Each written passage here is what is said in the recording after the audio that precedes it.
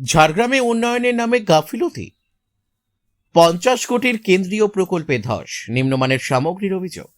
ঝাড়গ্রামের জঙ্গলমহলে উন্নয়ন ও পরিবেশের ভারসাম্য রক্ষার লক্ষ্যে নেওয়া একটি গুরুত্বপূর্ণ প্রকল্প হঠাৎ করে বিতর্কের কেন্দ্রে। হাতি মানুষ সংঘাত কমাতে গড়ে ওঠা ইকো প্যাসেজ প্রকল্পে ধসের ঘটনায় উঠছে একাধিক প্রশ্ন। অল্পের জন্য বড় দুর্ঘটনা এড়ানো গেলেও নিরাপত্তা ও নির্মাণমান নিয়ে শুরু হয়েছে তীব্র আলোচনা। ঝাড়গ্রামের গুপ্তবনী এলাকায় 49 নম্বর জাতীয় সড়কের ওপর নির্মীয়মান একটি আন্ডারপাস ব্রিজের অংশ বিশেষ হঠাৎ ভেঙে পড়ে।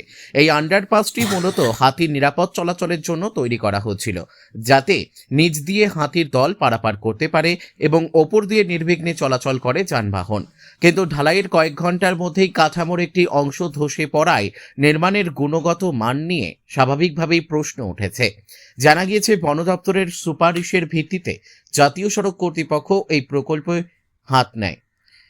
প্রায় 50 কোটির বেশি ব্যয়ে নির্মীয়মান এই ইকো প্যাসেজটির দৈর্ঘ্য প্রায় 100 মিটার এবং উচ্চতা প্রায় 7 মিটার। 2025 সাল থেকে শুরু হওয়া এই কাজের নির্ধারিত সময়সীমা ছিল 1.5 বছরের মধ্যে সম্পন্ন করা। পরিকল্পনা অনুযায়ী সড়ককে উঁচু করে তার নিচ দিয়ে হাতিদের চলাচলের জন্য একটি প্রশস্ত করিডোর তৈরি করা হচ্ছিল। তবে ঘটনার পর থেকেই নির্মাণে গাফিলতির অভিযোগ সামনে আসতে শুরু করেছে। স্থানীয় সূত্রের দাবি, ব্যবহৃত সামগ্রীর মান এবং কাজের তদারকি নিয়ে দীর্ঘদিন ধরেই প্রশ্ন ছিল। যদিও জাতীয় সড়ক কর্তৃপক্ষের একাংশের দাবি, হাতির চলাচলের ফলেও ক্ষতি হয়ে থাকতে পারে, যদিও সাম্প্রতিক কয়েকদিন ওই রুটে হাতির উপস্থিতির কোনো প্রমাণ মেলেনি বলে জানা গেছে। ঘটনার খবর পেয়ে এলাকায় পৌঁছান গোপীবল্লভপুর বিধানসভার তৃণমূল প্রার্থী অজিত মাহাতো এবং তৃণমূল নেতা দীনেন রায় ও শ্রীকান্ত মাহাতো। তাদের অভিযোগ, নিম্নমানের সামগ্রী ব্যবহার এবং অব্যবস্থাপনার কারণেই এই ধস। এদিন অজিত মাহাতো কেন্দ্র সরকারের বিরুদ্ধে সরব হয়ে অভিযোগ করেন, প্রায় 50 কোটি টাকা ব্যয়ে নির্মীয়মান এই প্রকল্পে দুর্নীতি হয়েছে। তার দাবি, কাজে নিম্নমানের সামগ্রী ব্যবহার করা হয়েছে, যার ফলেই এই ধসের ঘটনা ঘটেছে। দেখুন, আজকে আপনারাই দেখুন যে কেন্দ্র সরকারের যেভাবে দুর্নীতি করছে তার একটা হাতে নাতে প্রমাণ। চোখের সামনে দেখতে পাচ্ছেন যে এই ব্রিজ কীভাবে ভেঙে পড়েছে। একদম কমা মেটেরিয়াল দিয়ে এই ব্রিজ তৈরি করছিল। প্রাণে বেঁচে গেল এই এলাকার বহু মানুষ যারা এই যাতায়াত করতো, তার আগেই ভেঙে পড়লো। উপরে ভগবান আছে, এটা তার থেকে প্রমাণ। কারণ পশ্চিমবঙ্গে একমাত্র দেখেছেন যে যেই কাজগুলো ওরা করেছে, সমস্ত কাজগুলোই এই কিছুদিন আগে একটা জায়গায় সোশ্যাল মিডিয়াতে দেখা যাচ্ছিল যে রোডে যাচ্ছে, হঠাৎ করে ঢুকে গেল গাড়ি 4 চাকা। ঠিক একই এই কমা মেটেরিয়াল দিয়ে যেভাবে ওরা ব্রিজ তৈরি করছে। আজকে NHAI যারা ইঞ্জিনিয়াররা আছে তারা বলছে পাশ দিয়ে হাতি নাকি গেছে, তার জন্য নাকি ভেঙে গেছে। এটা কি সম্ভব? হাতি একটা বড় ব্রিজকে ভেঙে দিতে পারে? তাই এটা একটা মানে জোকের মতো কথা বলছে। আপনারাই দেখুন। এবং এই যে ম্যাটেরিয়াল দেখুন না, এই যে দেখুন মাটি, পুরোপুরি মাটি মেশানো জিনিস দিয়ে কাজ হচ্ছে। তো এত কমা মেটেরিয়াল দিয়ে যদি কাজ হয় তো কম হবেই। তো সেই জায়গা থেকে আপনারা দেখুন এবং বেশি বেশি করে। আজকে দ্বিতীয় দফার ভোট চলছে। প্রত্যেকটা মানুষকে আমি অনুরোধ করবো, করজোড়ে অনুরোধ করবো, একটা ভোট যাতে বিজেপিকে না দেয়। বিজেপি যদি আসে এইভাবেই গোটা পশ্চিমবঙ্গটাকে ভেঙে দেবে। মমতা বন্দ্যোপাধ্যায় যেভাবে সোনার বাংলা করার জন্য আজকে আপনারা দেখেছেন সুস্থ শ্যামলা গোটা পশ্চিমবঙ্গটাকে সুন্দরভাবে সাজিয়েছে। তো সেই জায়গা থেকে বিজেপি শুধু ভাঙতে পারে, তারা গড়তে পারে না। তাদের কথাতেই আছে। আপনারা দেখেছেন দিলীপ ঘোষ এখানে এসেছিল, বলছে ভেঙে দাও, গুড়িয়ে দাও, বাঁশ নিয়ে এসছে, বলছে বাঁশ দিয়ে করে দেবো।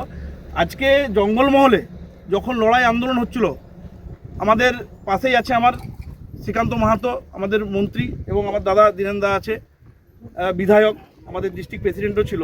সেই সময় কোনো বিজেপির নেতারা ছিল যখন জঙ্গলমহলে এত অশান্তি হচ্ছিল? কাউকে দেখতে পেয়েছিল? দিলীপ ঘোষ তো পালিয়ে গেছিলো তো ধ্যানে। যখন জঙ্গলমহলে এই জিনিস ছিল দেখা যায়নি। আর আজকে তারা আমাদের এখানে এসে দুটা মাতালকে জয়েন করিয়ে বলছে কাঁচা বাঁশ নিয়ে রাখবে, তাই বড় বড় ভাষণ। এবং এখন এদের যে আব্বাব, মনে হয় ক্ষমতায় তারা চলে এসছে। তো সেই জায়গায় আমি বলবো যে দ্বিতীয় দফার ভোট চলছে, প্রত্যেকটা মানুষকে আমি অনুরোধ করবো যে এই বিজেপি যদি আমাদের এই পশ্চিমবঙ্গে কোনোদিনও আসে, এইভাবেই আমাদের গোটা পশ্চিমবঙ্গটা ভেঙে পড়বে। তাই প্রত্যেককে সতর্ক করব যে আপনারা ভোটটা দেওয়ার আগে একবার ভাববেন।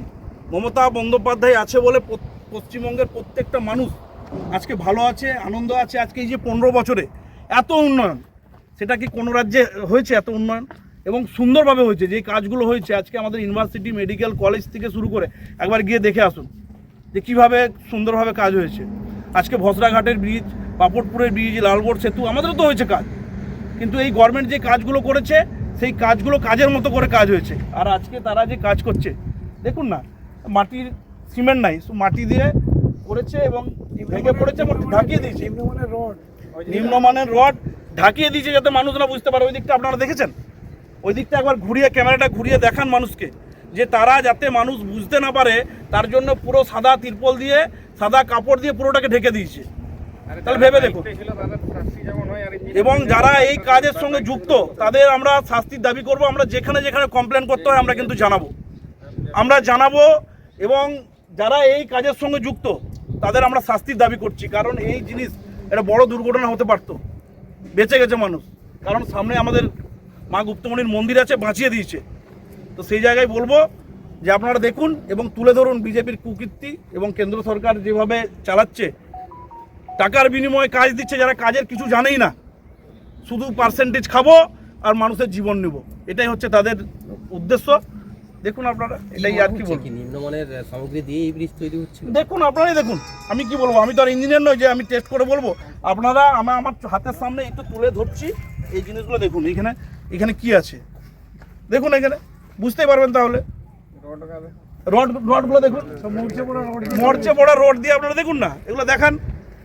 আমি তো ইঞ্জিনিয়ার নিজে টেস্ট করে বলে দেবো এটা এই ব্যাপার আছে, কিন্তু আমি চোখে যেটা দেখতে পাচ্ছি একদম নিম্নমানের রড হয়ে গেছে। সিমেন্ট নাই, সিমেন্টের ভাগ নাই বললেই চলে, যেটা সাধারণ চোখে দেখা যায়, সেই জিনিসটা আপনারাও দেখতে পাচ্ছেন।